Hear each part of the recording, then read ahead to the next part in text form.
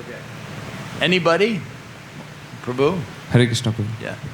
I had a question like, so everybody who comes to Krishna consciousness, he has to struggle in the beginning of the phase.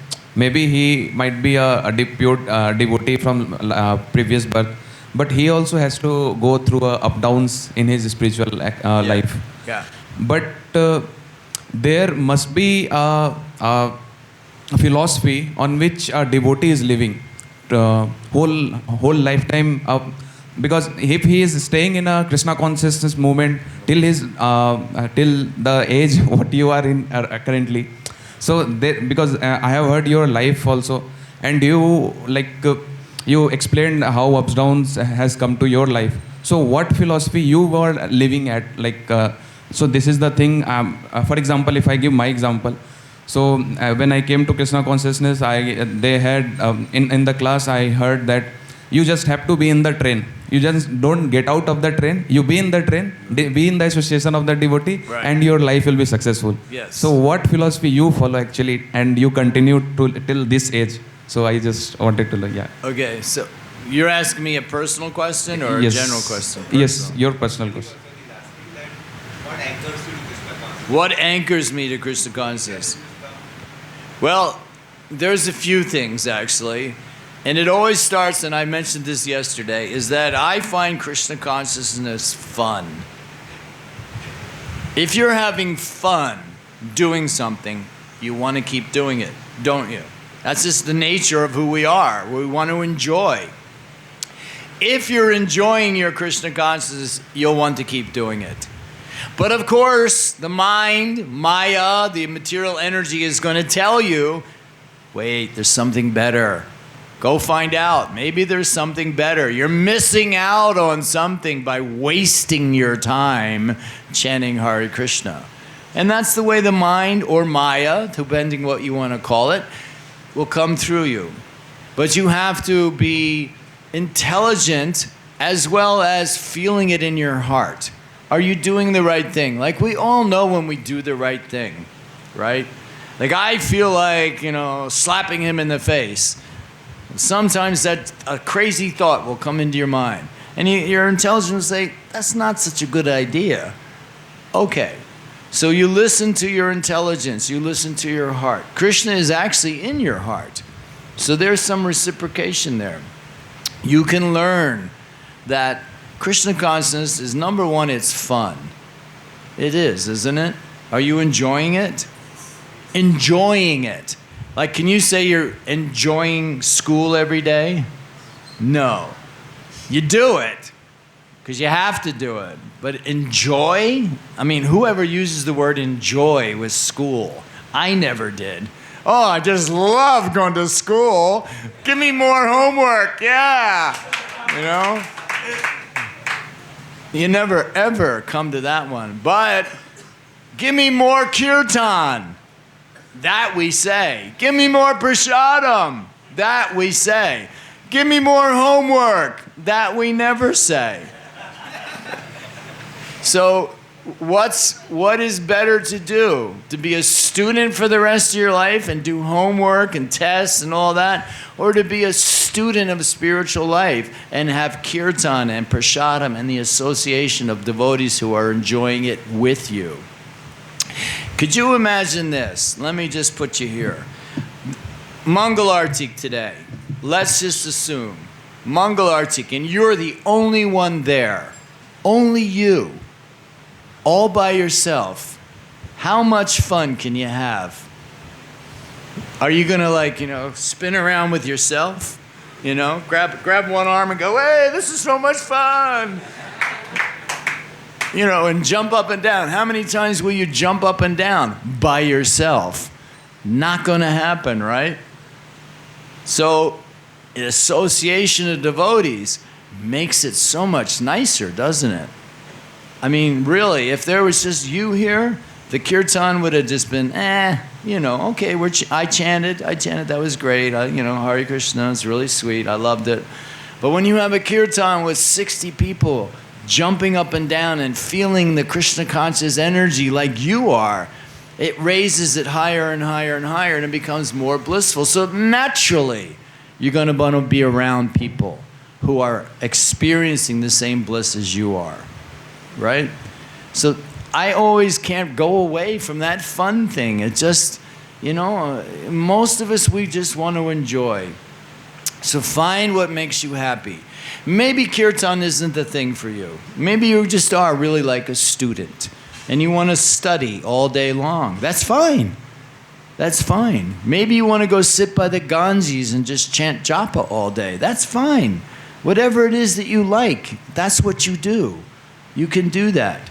There's one story where when Mayapur festival was just starting, and the devotee who was in charge of getting things together before the festival started was engaging devotees who were showing up early. Can you go? Can you help with it? And everybody was doing things like that. There was this one devotee who showed up who simply wanted to go to the Ganges and chant. That's all he wanted to do. He just wanted to chant. He didn't want to clean pots. He didn't want to serve prasadam. He didn't want to greet guests. He just wanted to chant. So the devotee who was in charge of organizing things went to Srila Prabhupada and said, Prabhupada, so-and-so has come early, and he just wants to sit by the Ganges and chant.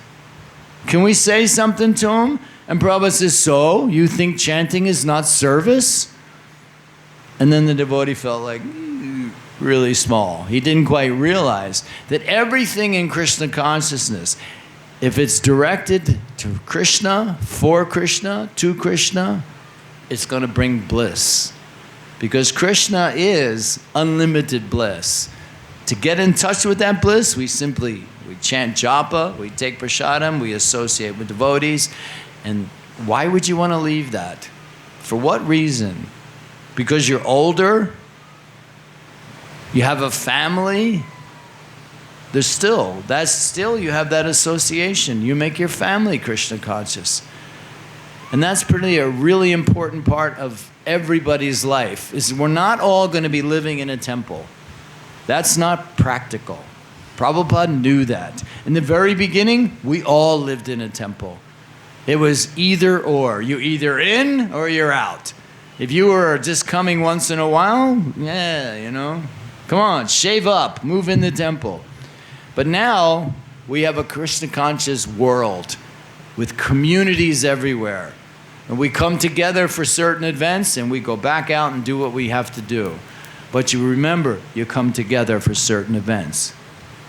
If you can come to this morning program, you come.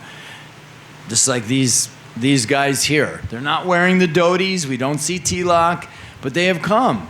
And they're listening to some talk about spiritual life. So they're there. You guys are living inside the ashram, so you're a little bit closer. But we're all connecting in some way. And nobody should want to go away from this wonderful connection. Because you don't get kirtans like this in your house. You just don't. So this is why it's so much fun to come together in the association of devotees. It's very important. And nobody should ever want to stop that. I did. I told you the other day, I left the association of devotees for work and also just because my mind was pulling me away. And I suffered. I was miserable. I missed devotees so much. And once I got back in the association, I was like, that's it. Never doing that again. Never leaving devotees again. I don't care what kind of a jerk you are to me. I'm still going to be around. Because Krishna consciousness, association of devotees, it's the only place. It's the best place. Whether you're 20 or 70, it's the best place. Okay? Wonderful, actually. Cool. Remember, it's fun. Key. Prabhuji, my question is, when I enter and come to temple hall, I'm feeling very joyful and enjoyable. But after I left this place or go to room, I forget everything. I forget about Krishna. I forget about the enjoy. I don't even want to connect from here. So what should I do to take this consciousness every time, every day, every moment, so I connect too much with that. I understand. Okay, that's an interesting question because When I come here, I love I think I will chant more. Yeah. I will love all mantras. I will learn all step. I will do kirtan. But just after few minutes, I left this place. right. Everything wipes out my mind. Nothing I remember. I think I have my life. I understand. I get it. I get where you're going with this. How many times have you come to the temple? How many times? About every week, Every week, once a week. yes. For how long? 1 hour. No. For how long? Like years, months, weeks? 1 month. 1 month. So you've been here 4 times. It's not like an absolute thing then that you're going to forget every time because you've only been here 4 times. Do you chant japa on your beads? Alternately. Huh? Alternately. Not every day. Not every day, but some days Yes. for 4 weeks. I chant first day, then 7th day, then 8th day, then 10th day, then 12th day. Okay. Just like that. Yeah. I get it. I could have guessed that because really the connection, when we walk out the door and your mind says, okay, that's enough Krishna consciousness for today, and I'm outside the door, you know? And that's almost the way the Christians are set up. You know that? Like they don't think of God or Jesus at all during the week. And then they put on their best clothes and they go to church on Sunday. There, see? I'm spiritual. And then once the church thing's finished, it's like, get this tie off, get out of here. Wow. So that's not what we're trying to achieve because this movement is called International Society for Krishna Consciousness. Now, consciousness means all the time or some of the time at best. But best you want to be a little bit Krishna conscious. Now I know I've told this story, but I'm going to tell it again because you made me think of it. So Srila Prabhupada was giving a lecture in Los Angeles. And in the middle of this lecture, he said, in order to go back to Godhead, in order to go be with Krishna again in the spiritual world, you must be 100% Krishna conscious. That means you do not think of anything unrelated to Krishna. 100% Krishna conscious, then you go back to the spiritual world. And all the devotees in the audience listening to Prabhupada all went, because they're thinking 100%, always thinking of Krishna, because most are like you. When we're here, yeah, Krishna, Hare Krishna, Hare Krishna. Once we're out the door, it's like, okay, I got to go do this, I have to do that, I have this, I have that, I do this, da-da-da-da-da-da-da-da. So much going on, you know. I mean, oh, I got a call from somebody. Oh, really? Oh, they're messaging me. Oh, look at that. I can't believe that's actually. So much stuff is going on that our 100% seems like, you got to be kidding me. How the heck can I get to 100%? I've got so much to do, so many places to go, people to see. All this is happening. 100% is just like unbelievable. So in this class, and they're all devotees in this class. They're not guests, they're devotees. And they make a face like, oh my God, 100%. So Prabhupada noticed this, kept talking a bit more, and then he said, all right then, in order to go back to Godhead, and now they're all like, okay? Prabhupada said, Krishna will take you back with open arms if you're 90% Krishna conscious. And again, they all go, like 90%? I mean, you know, is that it? I got to get like almost all the time. Let's think about it. 24 hours in the day, 90% is like 20 hours or something. I'm always thinking of Krishna for 20 hours and then I can go back to Godhead. Oh my God. It almost makes you want to give up, doesn't it? It's like, how am I going to get there? How is it even possible? So as Prabhupada was leaving, coming off after his lecture, he knew how everybody was feeling. So he said, Krishna, is so merciful that he will accept you back with him if you're 80% Krishna conscious. And then he walked off. Everybody remaining in the temple room like, oh, jeez, 80%? What am I now, like 10%, 5%? How am I possibly going to become Krishna conscious? It just doesn't seem like I can do it. So Prabhupada went back to his room. And in his room were a couple of his sannyasi, his leading disciples. And one of them said, Srila Prabhupada, we are so fallen. We are coming from such a low background. None of us were even remotely Krishna conscious. Now we're just a little Krishna conscious. 80%? It just doesn't seem possible. And Prabhupada says, don't worry. He says, I have a key to the back door. You simply hold on to my dhoti and I will drag you back to Godhead. Now that's more inspiring, right? Okay, so I just have to hold on to Prabhupada's dhoti. Okay, but wait. I never got this opportunity. I'm not his disciple. But he has disciples who are holding on to Prabhupada's dhoti. And you hold on to their dhoti. So we start a train of dhoti holding honors. Now here in Haldia, you have one very special initiated devotee here. Who is your spiritual master, Kumar? Who's your spiritual master? Radhanath Swami. Very special devotee. I can guarantee you that Radhanath Swami is holding on to Prabhupada's dhoti. So, I'm not saying this literally. Do you know what literally means? But this is figuratively. Okay? Literally, I'm not saying this, so don't all do this. But hold on to Kumar Lila's dhoti. I made the mistake of saying this one time. Similar to this, let me tell you. But that kind of answer your question? Okay, just stay in the association as much as possible. This made me think of another thing. I was in Dhaka, Bangladesh.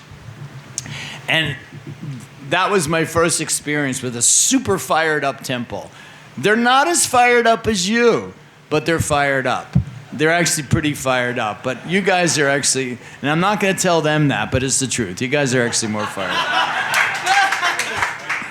So I was on the stage doing a talk, I think it was Jamasmi or something, and I was saying, I'm feeling so much love for everybody here. I just feel like hugging everybody.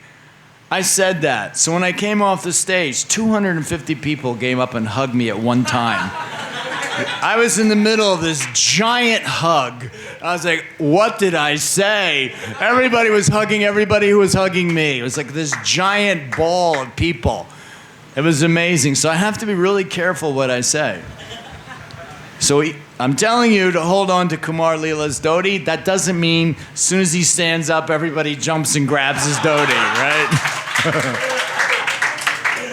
He's like, come on, guys, I gotta do something.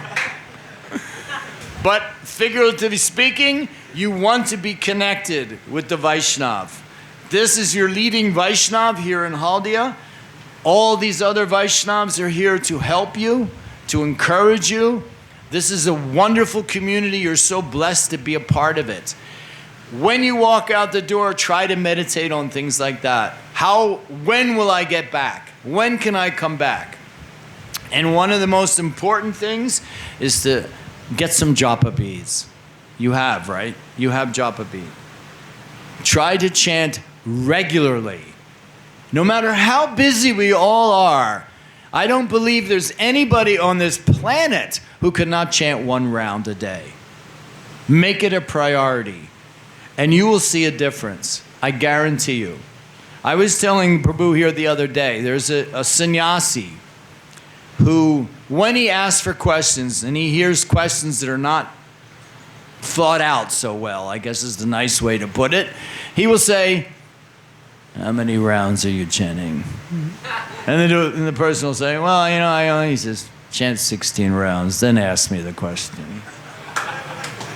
Because usually if you're not chanting Hare Krishna, your questions are a little bit, woo, you know? I'm not saying that question was, woo, but, you know, we can't see through the clouds without moving the clouds. And the way to move those clouds so you can see clearly is to chant Hare Krishna. So you will not feel this kind of, I'm not thinking of Krishna at all when I'm out there, if you make yourself. Don't make it an option. Don't say, oh, you know, well, I have time today, maybe I'll chant. How long does one round take, right? 10 minutes. You can scratch your head for 10 minutes. Maybe not 10 minutes, but you know what I'm saying. Yeah. 10 minutes is nothing. If you give 10 minutes to chanting Hare Krishna, your whole consciousness will change. Okay? And when you walk out of here, you'll be fine. And when you come back in, you'll be even more fine. Okay? Okay? Cool. You're a smart guy, so you should be able to figure this out. If I follow that one little instruction, then I will feel better about myself and about Krishna consciousness. Okay. Hare Krishna, Prabhu. Yesterday you said that everything is Krishna's plan, or anything is not Krishna's plan, we have to change it. How can we understand that this is Krishna's plan or this is not Krishna's plan? Well, Super Soul is in you, right? So Krishna is actually guiding you. And sometimes we have plans for ourselves, but we don't know what Krishna's plan is until it happens. Like, let me give you an example. I was in Alachua, Florida, which is one of the nicest temples in North America. And I was nicely situated. There's so many wonderful devotees there. I was happy-ish, not totally happy. I wanted some seva. They offered me the position of like being a vice president there, because the president is a wonderful manager, but not so good at people relations. And that's more my thing. I'm more of a people person and I can do management, but I didn't want to do it. I'm a people person. So I volunteered when asked to be like this second in command, so to speak. And the person who was in command, the temple president, didn't want me there at all. There's a threaten. It was a woman. She was a little bit threatened by me because people were liking me but not really liking her. So she didn't want me to do it. So I was just blown off. I had a talk with her and she was really not very nice, and it was finished and done. And I'm thinking, now what can I do? Here I am. I've got no real service. And I thought, you know what? I've always wanted to go live in Mayapur. So next thing happened, it happened, and next thing you know, I was in Mayapur. So obviously that was Krishna's plan. Now I have service. Now I get to do things like this. Whereas I never got to do that in Alachua. So when I was really bummed out about my plan to do something there, Krishna's plan is for me to come to Mayapur. So who knows what Krishna's plan is until it becomes apparent to you, right? Like, I want to do this. Okay, why do you want to do it? Good reasons, but Krishna says, no, this is what you should do. It's just tuning into what is best for Krishna, what is best for Krishna consciousness for you. These are the things that are just, they'll come to you. The more advanced you become in Krishna consciousness, the easier you will see how things are being directed by Krishna, right? And pretty much so with our common sense, which is Krishna giving us intelligence, common sense. Our sense may say, this isn't such a good idea. If I go here, I'll be hanging out with these guys, and these guys like to drink, so maybe not such a good idea to go there. If I go to the temple, well, I know that, well, you know, I'll be in a kirtan, everybody will be jumping around. That's probably a good thing. Let's do that, right? So that's common sense, and common sense will come from Krishna. So just listen to your common sense. Okay?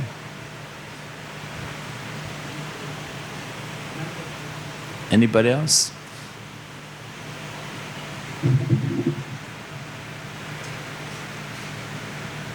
First off, how many years have you been chanting Hare Krishna? Almost 16 round from 5 years. 5 years. 4.5 years. Okay, so here is a devotee who's been chanting Hare Krishna 16 rounds a day for 5 years. Let's listen to the question. 4.5. 4.5. Huh? He's the boss. Oh. My question is. Should I not sit on this chair? I'll sit. My question is related to topic of boss only. Topic of Boss. boss. As Prabhu told. Oh, you're the boss. Okay. Everyone listen, he's the boss.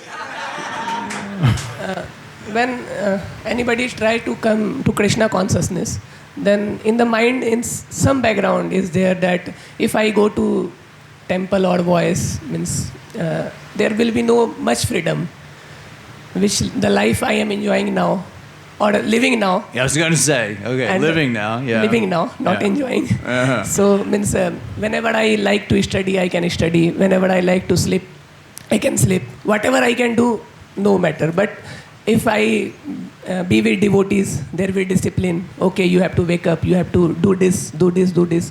And okay, if we cross that stage, okay, let us sacrifice. So this is number one. And after some years, when we are in Krishna consciousness, we are practicing, we are comfortable with the schedules. Okay, no problem. 24 hours, I have to become Krishna consciousness. I have to practice bhakti. But then in our heart, there may be desire, okay, I can also do these things. Let me open my own center. Let me have my own community. Let me have own followers. And as I thought, this is the original desire in everyone's heart. Because when originally we were in the spiritual world, so we were thinking, why Krishna is enjoying? Why he is in the center? Let me have my own spiritual world. So that's why almost everybody in the material world is here. So this thing again can come in our life when we try to join, as some of are new. So they may think these things. Okay, here is discipline. And we are practicing from 4-5 years. So after some years, maybe 5 years, 10 years, these things we may face. Okay, and because you are Prabhupada's senior disciple and you are seeing the Iskcon almost from 40-50 years. So you have seen these things. Yes. Because after some years, later there may not be much Prabhupada disciple on this planet. So True. how to, if we will face these kind of things after 10-15 years, so Okay. how to handle? Clarify that question for me. Sorry. In short terms, Kumar. Basically, that as we are growing in our Krishna consciousness, we may got a lot of positions and posts, etc. Yeah. Okay. So you are a very senior person, you're a Prabhupada disciple, you have gone through the whole ups and downs. Right. So what your bit for advice for us, like maybe after 15 years, he's saying he may be a senior person with a lot of... Okay. so So how basically, you to, were saying how to deal with pride, etc. you know, after a few years, your desires are then to spread Krishna consciousness in a different way, as in your own center. And if your desires are in the level of spreading Krishna consciousness rather than what's your name? What is it? Vineet. Vineet. Rather than spending Vineet consciousness, right? No, I'm being serious. It's for real. Because so many of us want to be like Krishna. Actually, all of us want to be like Krishna, and that's why we're here. But when it's right, and I think I told you the story, I was in the Philippines, right? Somehow or other, I ended up being the person who started a temple in the Philippines. I wasn't really wanting to do this, but I kind of just happened to be at the one place at the right time, and then this and that. Next thing you know, I'm the one that's doing this. And I had actually gone to San Francisco to look for a wife, and I ended up starting a temple as a brahmachari in the Philippines. Like, what? Anyway, I'm in the Philippines, and I'm making devotees left, right, and center. And I'm thinking, I'm going to be a sannyasi. Like 6 months earlier, I was ready to get married. Now I'm going to be a sannyasi. I'm going to be a GBC. It's going to be so amazing. Aren't I wonderful? Look at all the devotees I'm making. Next thing you know, I was out. Krishna just said, pfft. I was in Vineet consciousness. I wanted it for me. I was thinking, I'm the doer. Now, and let me tell you another story. This is fun. Because I was 27 years old when this was happening, and I still had a large amount of false ego. So when things were going really well, I started to think, I'm the doer. This is me, right? Now, 5 years ago, I arrived in Mayapur. I go to Dhaka, Bangladesh, as the celebrity, so to speak, like this. You know, you come in, you give every class, you know. And I arrived there on a Friday. Now, Dhaka Temple is like a fort. It has armored guards at the gate with serious guns, not just like, they're like machine guns with the gun belts and the whole thing. Really heavily fortified. And the gates open up, you come in. I was there on a Friday, and a Friday is like their Sunday in America, where everybody's off, they have a big feast.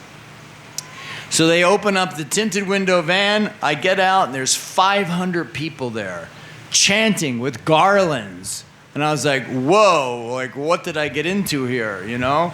And they're all like, ah! And I was thinking, whoa, I just come for, you know, a couple days here, you know? But it was amazing. Everybody wanted to touch my feet. I wasn't used to this. I just arrived in India. So I wasn't used to the touching the feet thing or anything. Everybody wanted to touch my feet. Everybody was looking at me like I was somebody special, which I'm not. But I was being glorified. Oh, there's Jivanath. Ah, you know, Jivanath's going to speak. Ah, and everything was like crazy. And I was like, okay, you like me because I'm a disciple of Srila Prabhupada. That's all I have going for me. I'm a disciple of Srila Prabhupada. So all this glory is for Prabhupada. Now, 40 years ago, whatever that is, when I was in the Philippines, when they were glorifying me, I was like, yeah, that's right. I am doing all this. But 40 years later, it ain't me, it's Prabhupada. How am I even sitting here? I'm just some jerk from Philadelphia, Pennsylvania, who got the mercy of a pure devotee. So when you are ready for these positions, seriously, inwardly ready to be somebody other than the boss of Haldia, then Krishna will make that arrangement and you will be ready to do it. But right now, don't let it go to your head. But what you're doing here is fantastic. You're doing wonderful. Is that kind of where you were going with that? Like, how do I get to do things further in Krishna consciousness? I didn't quite understand what your question was, I guess. You gave the answer, Prabhu. I You did. got the answer. Okay. If somebody is new to Krishna consciousness, Yeah? then he may also think, okay, it's my freedom. Oh, about the freedom part. Okay. Is there really freedom outside? Can you just live there without having to get a job? Or do you have to work to live outside? You have to work. So if you have a job, are you free to come and go as you please? Or do you have to be there at a certain time? You have to do a certain amount of work. You have to do it well. So where's your freedom? Are you free to not eat if you don't feel like eating? You have to eat. Are you free to not sleep if you don't feel like sleeping? No, your body makes you. So where is your freedom? There is no freedom. That's just the illusion. And regulation is good for us. Why do you think the army has like almost like an ashram for their new recruits? Where they, okay, everybody up now, everybody eats now, everybody at the same time. They do everything together because it builds strength. Regulation builds strength. I actually used to work after I left living in the temple. I had a job, I had a business. And on my days off, I always wanted to sleep in. Because that's like the dream of everybody who works. Like, Saturday, which is your day off in America. Now I can sleep in. I'm not going to get up till like noon. I'm just going to enjoy sleeping. And I would wake up at 4 o'clock in the morning. And I was like, come on. Can't I sleep in one day? But Krishna would not let me sleep in. He made me get up early every day of my life since I've been a devotee. I'd be getting up early, walking around chanting japa at 4:30 in the morning where I could be sleeping in on my day off. So, there is such wonderful control in being regulated. It's not a bad thing. In the material world outside of here, it's considered like a bad thing. So you block it out. If you have a job, you're like, yeah, I'm independent. I go to work at 9 o'clock because I feel like it. Yeah, right. If your boss tells you something and you're in a job and you need that money, you're going to go, yes, sir. Yes, sir. Whatever you say. You're an idiot. Yes, sir. I am. Yes. Can I get paid now? So you're working for money. Rather than working for spiritual advancement, you're working for money. And there's nothing wrong with working for money as long as you have the spiritual part down. Because we all have to have work. I worked for 30-some years, but I always remembered Krishna. And that's the most important part about why you're students, why you will finish your education, why you will get good jobs, and you will always remember Krishna. Then you will not be unsatisfied by this work. Otherwise, outside in the material world, people are unsatisfied. They want more this, more that, more this, more that. They're never happy. There is no happiness outside of Krishna consciousness. Close the door, lock the key, that's final. There is no happiness outside of Krishna consciousness. There, I've said it. And that's the truth. Thank you. Okay. Anybody else? Yes. So, Hare Krishna Prabhuji. So, what happened? I did Krishna consciousness, everything here in the Association of Devotees.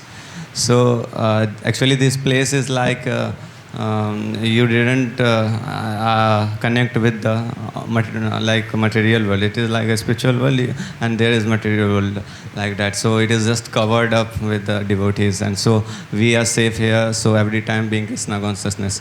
But after that, when we have some work and we leave here, going somewhere else for some work. And getting outside, you just connected with like material world and Maya and all these things. So when just a step out from here and seeing those girls and these things again, you just attacked by those things, those old sanskaras and everything just come out. Like it is somewhere just hidden up and just come out, burst out from there, and you feel like, oh my God, where is it? Before that, it is okay here, and just I'm stepping out from here, and like so these things frightened me that it is okay that now I am living here, but one day come when I need to go outside and living there. So it just frightened me that I maybe become like this thing, like Krishna consciousness, or I just get attracted by these things and again get deteriorated and just finished my Krishna consciousness. So these things frightened me so much. So sure, and so it should. One of the things Prabhupada said, he says, you Americans are not afraid of Maya. And that is your fall down. So you need to be afraid of Maya. Now, the importance of having this center and this program here is, it's like building a house. If you have a strong foundation, then the house will not fall down. There may be some little mistakes along the way, but the house will be strong because the foundation is strong. So this program that we have here is building a strong foundation. Simply on a daily basis, it's building a strong foundation. It gives you strength throughout the entire day. That's why Srila Prabhupada instituted this morning program. Otherwise, why have this? Why chant Hare Krishna first thing in the morning? Why worship deities? Why worship the Guru? Why worship Tulsi Devi first thing in the morning? Why don't we all just get up really late and do it then? Well, because getting up late is the mind is already kicked into gear. One of the beauties of chanting your rounds like we do here at 4:30 in the morning is most time when you enter into this temple room, your mind is still like going, oh, where am I? What's going on? You know, I was having a really good dream. What's happening? So the mind is like still half not there, even probably more than half not there.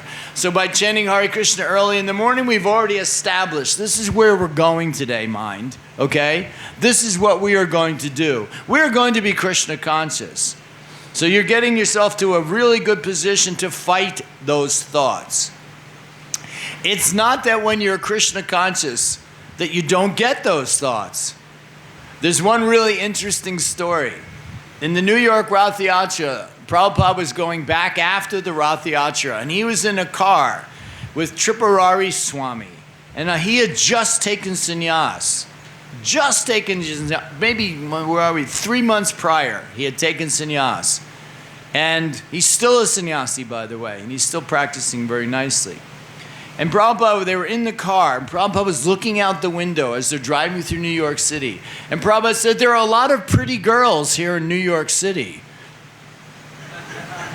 And the sannyasi's like, you know, what do I say? Do I agree? You know, yes, Prabhupada, there's lots of pretty girls.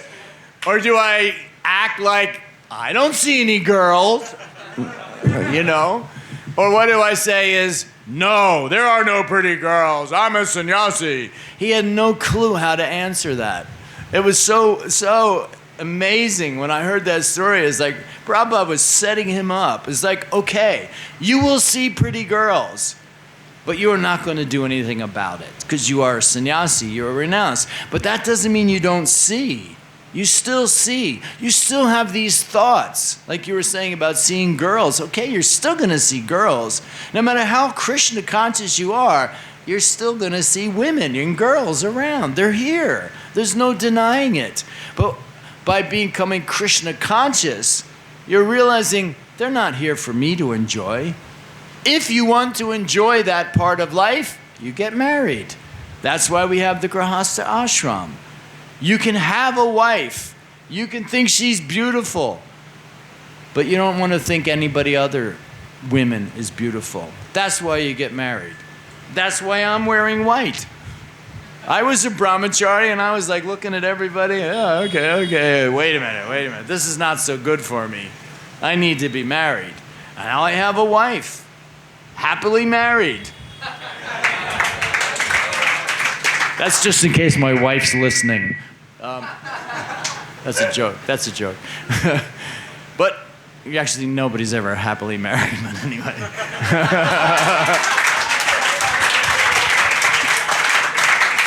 There's no women looking with bricks in their hand, are there? I mean, the material world is what it is.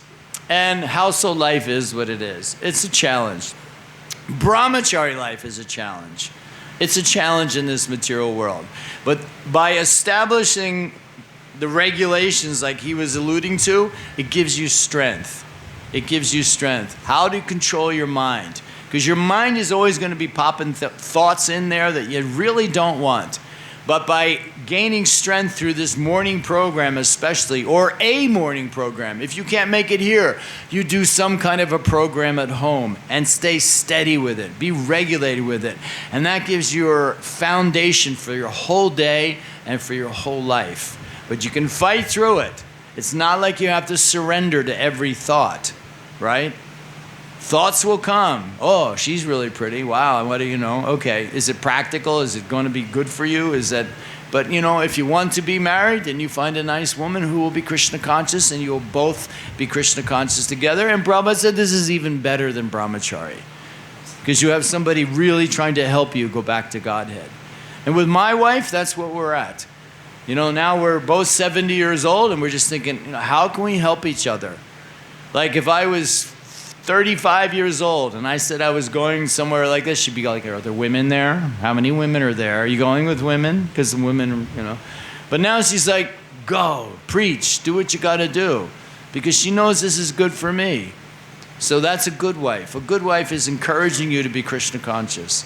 And there are good women in this movement. And there are, you can see just inside this temple room, there are wonderful devotees. Wonderful devotees. They're just in a female body, but they're wonderful devotees. So that's your recourse to these thoughts. If you need to be married, find a nice Krishna conscious wife. If thoughts are pulling you away, if they're not for Krishna, just stop it. It's just a thought. Doesn't mean you have to act on it. Just a thought. Okay?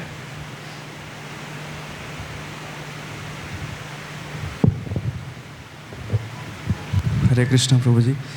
Prabhuji, my question is how to confident for Krishna and Krishna consciousness in material world? What was the first? How to? How to be confident for Oh. Krishna and Krishna consciousness in material world? Well, that's probably what Prabhupada was alluding to, that you don't want to be confident. Confidence is not a good thing in Krishna consciousness for that reason. It is that if you become overconfident, I'm free from all material desires. I've really got this thing going on. I chant rounds every day. I'm really focused. And you don't think the material energy is thinking, oh yeah? Yeah? You think so, huh? And that's when you become tested. As soon as you start to believe that you're becoming a really amazing devotee, that's when Maya says, okay, I'll step up my game. You're stepping up your game, I'll step up my game. So that's why when we see these prayers by Narottam Das Thakur, by Bhakti Vinod, when we read these prayers, they're always saying, I am the most fallen. I am not worthy of anything. I am like lower. I'm Mahaprabhu, I'm be lower than the straw on the street. You keep yourself humble. You keep yourself always, I'm trying so hard. Just please bless me that I can keep trying to be a devotee. Trying to be a devotee. Not that you feel like you are a devotee. We're simply aspiring to be a devotee. So keep yourself humble. Don't ever let yourself get to the platform where, yeah, I got it. I'm good now, thanks. Right? And that's actually the key. Don't ever become unhumble. That's the number one quality of a pure devotee is humility. And most of us are not humble. I know myself. If somebody says, oh wow, that was an amazing kirtan, inside I was getting, yeah, it was, wasn't it? Even though outwardly I'm going, oh Prabhu, come on, you know. But because they still have all these anarthas inside of you. And when people do that, it's actually a test for you. That's the material energy testing you. Do you really believe you're wonderful? Why am I wonderful? I'm nothing. I'm nothing. Prabhupada is worthy of glorification. And even Prabhupada would never take any glory. He would always say, it's only due to my spiritual master, Bhakti Siddhanta. There's only one time when Srila Prabhupada almost accepted praise from his disciples. It is mentioned in the Shastras, the Sentapati, a special person, will come, the general of the world, and spread Krishna consciousness all over the world. One of his disciples said, Srila Prabhupada, is that you? And Prabhupada said, probably. He didn't say yes. He said probably. But we all know it's Prabhupada. Prabhupada is the one who journeyed out from India. Otherwise, I'm not here. I'm not sitting here. There's no way. And most of you wouldn't be here. Maybe some of you were brought up to be Vaishnav, but most of you are becoming attracted to Krishna consciousness due to Srila Prabhupada. So that's why even though when Srila Prabhupada's disciples are all gone, we still want to remember who is the founder Acharya, who is the Jagat Guru, who started this movement, who is spreading this movement to this day, and it still always will be Srila Prabhupada. So let's always remember that. One of the things that, I'll tell you, this is just on that topic, that bugs me in Mayapur during Prabhupada's Guru Puja. It's Prabhupada's Guru Puja. The devotees will sing Jai Guru Dev. Prabhupada is not Jai Guru Dev. You may have Jai Guru Dev, but during Prabhupada's Guru Puja, it's Jai Prabhupada only. Mangal Artik, you can say Jai Guru Dev, because that's not simply specifically for Prabhupada. That is for Guru. But Prabhupada's Guru Puja, which we don't do here, but if you did, you would just say Jai Prabhupada. Because one time, and this was in Vrindavan in 1977, the devotees were chanting Jai Gurudev. And Prabhupada said, "Who is this Gurudev?" He did not want to be called that. He liked Srila Prabhupada. Does everybody know the story how he got the name Prabhupada? Yes. Okay. You can tell everybody else, you guys that are shaking your head. These guys, you want to know how Prabhupada got his name? Ask these guys here. They're going. They got it. Okay. Anybody else?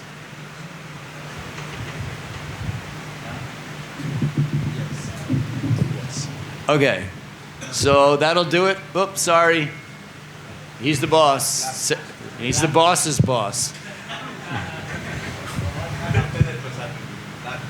Last one. Hare Krishna, Prabhu. Okay. Actually, I am live outside the boys club. When I live in my room, I chant Hare Krishna mantra. Just chant one round Hare Krishna mantra. Feel that it takes many times. Sorry, say that last bit again. When I live in my room, I chant one round chant Hare Krishna mantra. Feel that it takes many more times. And I cannot do second round, third round. So feel that it takes many more time. When I came here last weekend, Saturday, Sunday, so I simply chant here 4 to 5 rounds chant, and I join Sankirtan, dancing. It's very joyful, interesting. So Okay. how is go to time? Don't know, but when I live in my room, it's very difficult. Okay. This question is basically, I'm paraphrasing your question. This question is basically, When I come here, I can chant more. But I when can go- chant 4 round, 5 round, I can do hours of kirtan, Right. katha, everything is so easy. But when I go to room, after chanting 1 round, mind says, already you spent 10 minutes. Right. Not so much. So, what to do? Well, the fact that you're actually consistently chanting 1 round in your room is pretty good, right? Because I'll put it to you this way. When people want to exercise, they go to a gymnasium, correct? You go to the gym, everybody in the gym is exercising. That's why you go. If you say, I'm going to do a home workout, like my kitchen's right there, the refrigerator's right there, there's a really comfortable chair over there, there's somebody over here I can talk to. So many distractions, it's very difficult. So a smart person will say, I'll go to the gym, I'll join the gym. Everybody in the gym's working out. If you decide you want something to eat, you're like, what are you doing eating? You're in the gym, right? So you want to do it in a place that is conducive, that is helpful. So coming here, obviously, it's easier to chant Hare Krishna. Amongst devotees in a temple room like this, it's easier. So at home, be satisfied. You're chanting 1 round. That's fantastic, right? Pat yourself on the back rather than kick yourself in the butt. Because 1 round at home, where it's easy not to chant at all, you're doing 1 round. Congratulations. We tend to always get down on ourselves, you know? That's one of our faults in Kali Yuga. I'm not good enough, I can't do this, I can't do that, I'm only doing this, I'm only doing that. Rather than seeing the glass half full, we always see it half empty. See this one as half full. You're chanting 1 round. So many people in this world are not chanting at all. You're chanting 1 round. That's a giant pat on the back. And if you stay strong with that and keep coming here where you're chanting more and joining Harinam and doing Sankirtan, it's only going to get better and better. The 1 round might just turn into 2. You never know. But don't lose that 1 round. And that's extremely applaudable that you're doing 1 round. Okay? Okay. So I do believe it's time for Prasadam. Okay, so if any questions are remaining, then tomorrow morning also. So today evening there will be program for congregation people. Mostly English will be translated in Bangalore. So mostly all of you can study that. Hare Krishna. Now we'll have Prashad family. Let us thank Prabhu for so nicely telling. Prabhu has a very wonderful way of telling the very complicated concepts through simple stories. Like for everything, he has a story. For anxiety, for chastisement, for regulation. So and such, it's heart to heart, because he has practically felt in his life. He is just sharing and that is called as wisdom. And that is a very great advantage. There is knowledge, Gyan, and there is Vigyan. So Gyan to aapko books, you can get knowledge through books. But the wisdom we get through those who have practiced in the life. So we have such wonderful, we are reaping the fruits of Prabhu's hard austerities and whatever hard he has done at the age of 70. We are getting the advantage of just by hearing from him, of his wonderful life of such dedication to Krishna. So let us thank him. Like he's like for many of you, like your grandfather, sharing so many. Nowadays, grandfather don't give any good instruction because they don't have practice so much anything. But we have Prabhu who is sharing such beautiful realization which will help you in long term in your life. As Prabhu was telling that right now, somebody asked, what is the use of Krishna? It's developing strong foundation. It's developing what? अभी आप लोग जो कर रहे हैं आपकी एकदम गहरी नींव बन रही है. अभी आप लोग जो philosophy सुन रहे हैं यार, it's somebody who say, अरे why to waste time? I can do so many other things. But you are developing very deep foundations, very strong, which will help you throughout your life. Whatever you develop now, it will automatically continue. Like Prabhu, you are saying that when he was working in a company, he was having a business out of a resort. So in Saturday, everybody sleeps in America, he was telling. And that's what.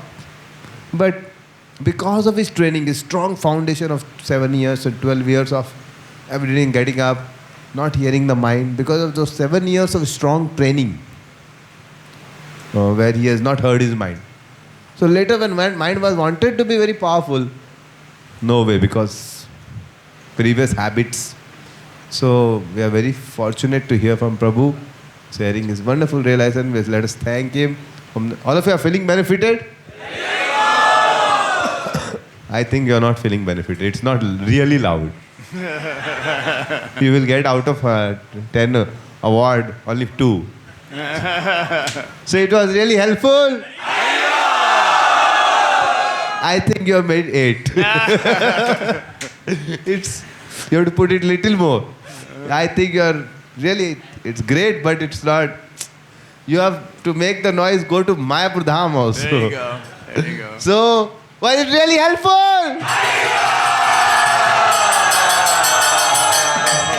9.5. 9.5. Last time, it should become 10, okay? Was it really helpful?